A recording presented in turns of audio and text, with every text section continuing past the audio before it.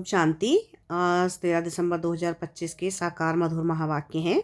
मीठे बच्चे, तुम्हारी यह ईश्वरीय मिशन है। तुम सबको ईश्वर का बनाकर उन्हें बेहद का वर्षा दिलाते हो। प्रश्न है आज की मुरली का कि कर्मेंद्रियों की चंचलता समाप्त कब होगी।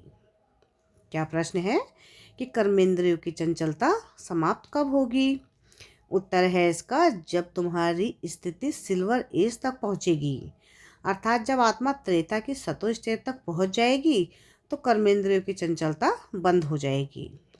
अभी तुम्हारी रिटर्न जर्नी है, इसलिए कर्मेंद्रियों को वश में रखना है।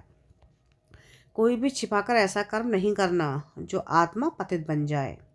अविनाशी सर्जन तुम्हें जो परहेज बता रहे हैं उस पर चलते रहो। गीत है आज की मुरली का, मुखड़ा देख ले प्राणी जरा दर्पण में। ओम शांति। रूहानी बच्चों प्रति रूहानी बाप समझा रहे हैं, न सिर्फ तुम बच्चों को, जो भी रूहानी बच्चे प्रजापिता ब्रह्मा मुख वंशावली हैं वह जानते हैं। हम ब्राह्मणों को ही बाप समझाते हैं। पहले तुम शूद्र थे, फिर आकर ब्राह्मण बने हो। बाप ने वर्णों का भी हिसाब समझाया है। दुनिया में वर्णों को भी समझते नहीं, सिर्फ गायन है। अभी तुम ब्राह्मण वर्ण के हो, फिर देवता वर्ण के बनेंगे। विचार करो, यह बात राइट है। जज योर सेल्फ, यानी हमारी बात सुनो और भेंट करो। शास्त्र जो जन्म जन्मांतर सुने हैं और जो ज्ञान सागर बाप समझाते हैं उनकी भेंट करो। राइट क्या है, ब्राह्मण धर्म अथवा कुल बिल्कुल भूले हुए हैं। तुम्हारे पास विराट रूप का चित्र राइट बना हुआ है, इस पर समझाया जाता है।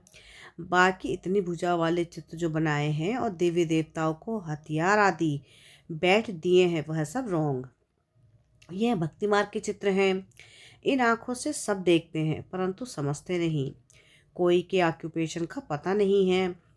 अभी तुम बच्चों को अपनी आत्मा का पता पड़ा है और 84 जन्मों का भी मालूम पड़ा है। जैसे बाप तुम बच्चों को समझाते हैं, तुमको फिर औरों को समझाना है। शिव बाबा तो सबके पास नहीं जाएंगे, जरूर बाप के मददगार चाहिए ना। इसलिए तुम्हारी है ईश्वरीय मिशन। तुम सबको ईश्वर का बनाते हो, समझाते हो। वह हम आत्माओं का बेहद का बाप है। उनसे बेहद का वर्षा मिलेगा। जैसे लौकिक बाप को याद किया जाता है, उनसे भी जास्ते पारलौकिक बाप को याद करना पड़े। लौकिक बाप तो अल्पकाल के लिए सुख देते हैं, बेहद का बाप बेहद का सुख देते हैं। यह भी आत्माओं को ज्ञान मिलता है। अभी तुम जानते हो 3 बाप हैं, लौकिक, पारलौकिक और अलौकिक। बेहद का बाप अलौकिक बाप द्वारा तुमको समझा रहे हैं। इस बाप को कोई भी जानते नहीं। ब्रह्मा की बायोग्राफी का किसको नहीं पता नहीं है। उनका ऑक्यूपेशन भी जानना चाहिए ना। शिव की, श्री कृष्ण की महिमा गाते हैं, बाकी ब्रह्मा की महिमा कहाँ। निराकार बाप को जरूर मुक्त चाहिए ना, जिससे अमृत दे। भक्ति मार्ग में बाप को कभी यथार्थ रीति याद नहीं कर सकते हैं। अभी तुम जानते हो, समझते हो, शिव बाबा का रथ यह है। रथ को भी श्रृंगार करते हैं ना, जैसे मोहम्मद के घोड़े को भी सजाते हैं। तुम बच्चे कितना अच्छी रीति मनुष्यों को समझाते हो। तुम सभी की बड़ाई करते हो, बोलते हो तुम यह देवता थे, फिर 84 जन्म भोग तमो प्रधान बने हो। अब फिर सतो प्रधान बनना है तो उसके लिए योग चाहिए, परंतु बड़ा मुश्किल कोई समझते हैं।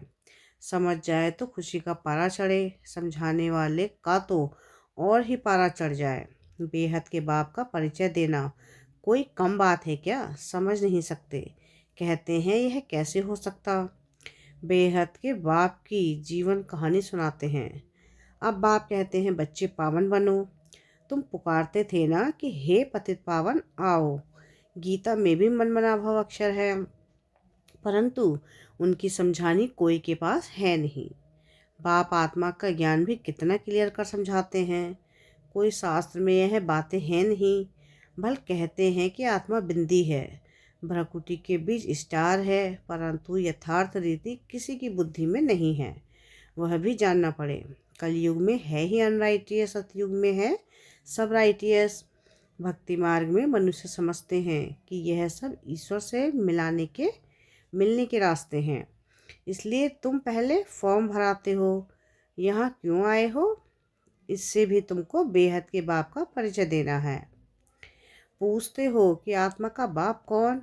सर्वव्यापी कहने से तो कोई अर्थ ही नहीं निकलता। सबका बाप कौन, यह है मुख्य बात। अपने अपने घर में भी तुम समझा सकते हो। एक दो को मुख्य सीढ़ी, त्रिमूर्ति, झाड़, यह बहुत जरूरी है। झाड़ से सब धर्म वाले समझ सकते हैं कि हमारा धर्म कब शुरू हुआ। हम इस हिसाब से स्वर्ग में जा सकते हैं। जो आते ही पीछे हैं वह तो स्वर्ग में जा ना सके, बाकी शांति धाम में जा सकेंगे। झाड़ से भी बहुत क्लियर होता है। जो जो धर्म पीछे आए हैं उन्हों की आत्माएं जरूर ऊपर में जाएं विराजमान होंगी। तुम्हारी बुद्धि में सारा फाउंडेशन लगाया जाता है। बाप कहते हैं आदि सनातन देवी देवता धर्म का सैंपलिंग तो लगा, फिर झाड़ के पत्ते भी तुमको बनाने हैं। पत्ते बगैर तो झाड़ होता नहीं, इसलिए बाप पुरुषार्थ कराते रहते हैं। आप सामान बनाने के लिए और धर्म वालों को पत्ते नहीं बनाने पड़ते हैं, वह तो ऊपर से आते हैं, फाउंडेशन लगाते हैं, फिर पत्ते पीछे ऊपर से आते जाते हैं। तुम फिर झाड़ की वृद्धि के लिए यह प्रदर्शनी आदि करते हो, इससे पत्ते लगते हैं, फिर तूफान आने से गिर पड़ते हैं, मुरझा जाते हैं। यह आदि सनातन देवी देवता धर्म की स्थापना हो रही है। इसमें लड़ाई आदि की कोई बात नहीं, सिर्फ बाप को याद करना है और कराना है। तुम सबको कहते हो और जो भी रचना है उनको छोड़ो। रचना से भी वर्षा मिल न सके, रचयिता बाप को ही याद करना है और किसकी याद ना आए। बाप का बनकर ज्ञान में आकर फिर अगर कोई ऐसा काम करते हो तो उसका बोझ सिर पर बहुत चढ़ता है।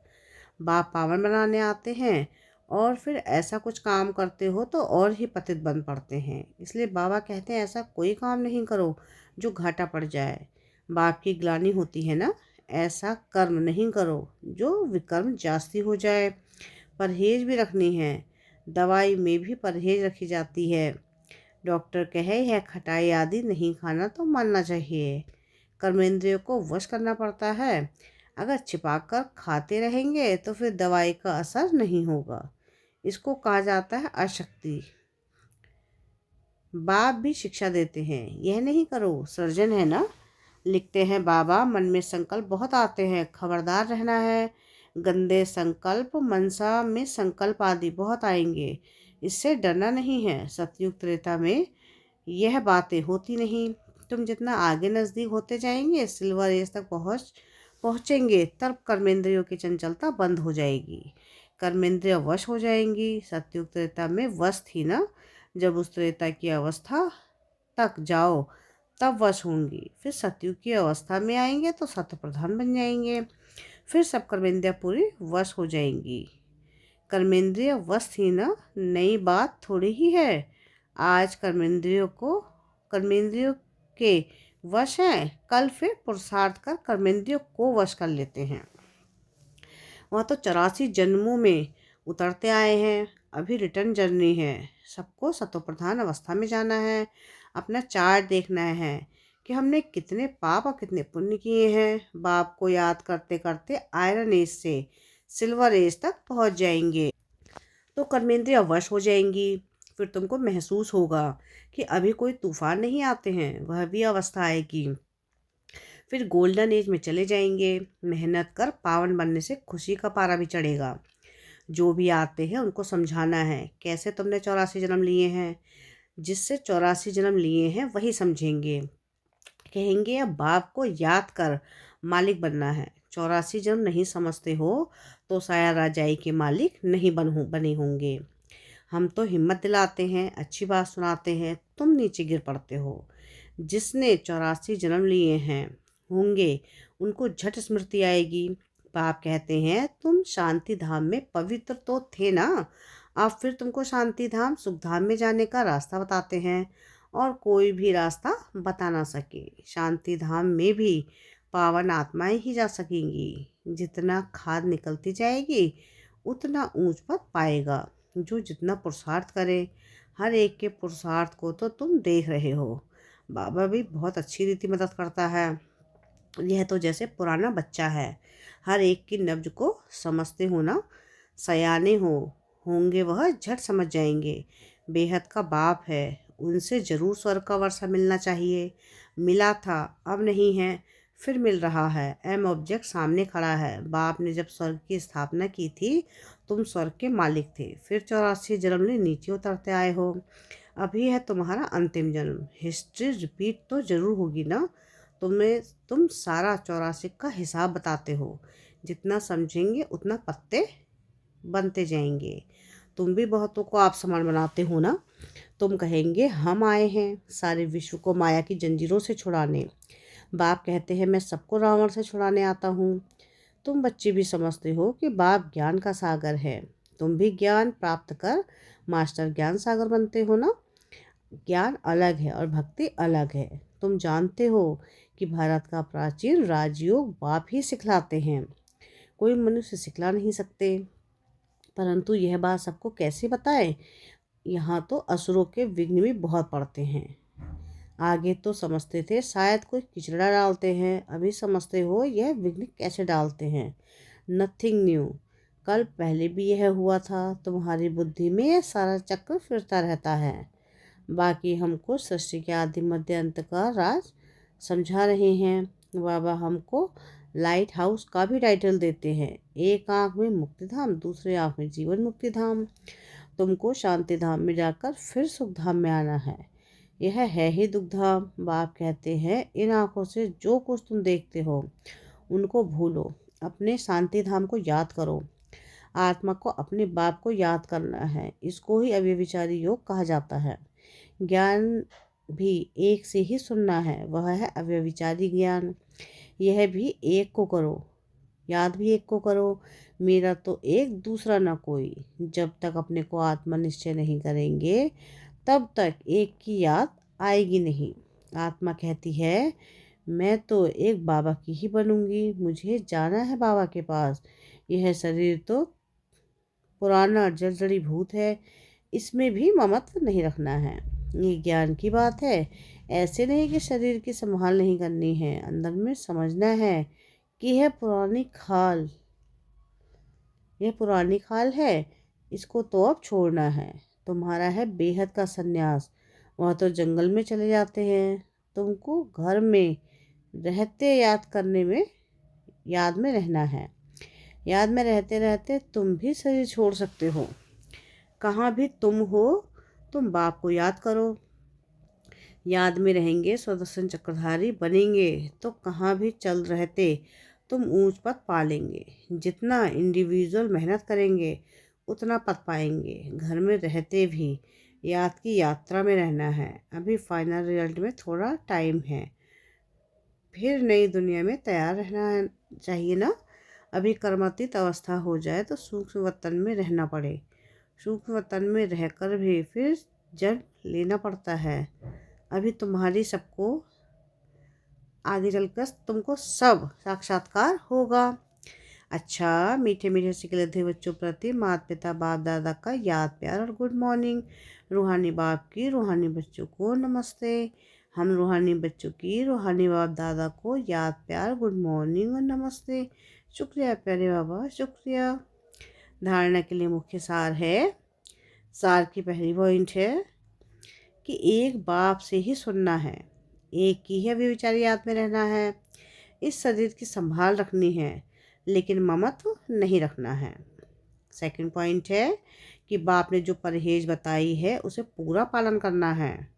कोई भी ऐसा कर्म नहीं करना है जो बाप की ग्लानि हो, पाप का खाता बने, अपने को घाटे में नहीं डालना है। वरदान है आज की मुरली का कि 3 सेवाओं के बैलेंस द्वारा सर्व गुणों की अनुभूति करने वाले गुणमूर्त भाव। जो बच्चे संकल्प, बोल और हर कर्म द्वारा सेवा पर तत्पर रहते हैं वही सफलता मूर्त बनते हैं।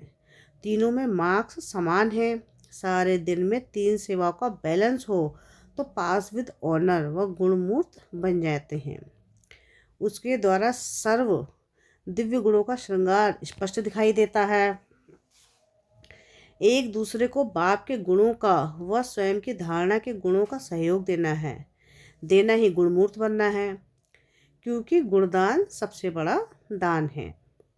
स्लोगन है आज की मुरली का कि निश्चय रूपी फाउंडेशन पक्का है तो श्रेष्ठ जीवन का अनुभव होता है। अब व्यक्ति इशारे हैं कि अब संपन्न व कर्मातीत बनने की धुन लगाओ। पिछले कर्मों के हिसाब किताब के फलस्वरूप तन का रोग हो, मन के संस्कार अन्य आत्माओं के संस्कार से टक्कर भी खाते हो, लेकिन कर्मातीत कर्मभोग के वश न होकर मालिक बन हिसाब चुकतू करावे। कर्मयोगी बन कर्म भोगी चुकतू करने का यह है कर्मातीत स्थिति की निशानी। प्रैक्टिकल करो अभी अभी कर्मयोगी, अभी अभी कर्मातीत स्टेज। अच्छा, ओम शांति।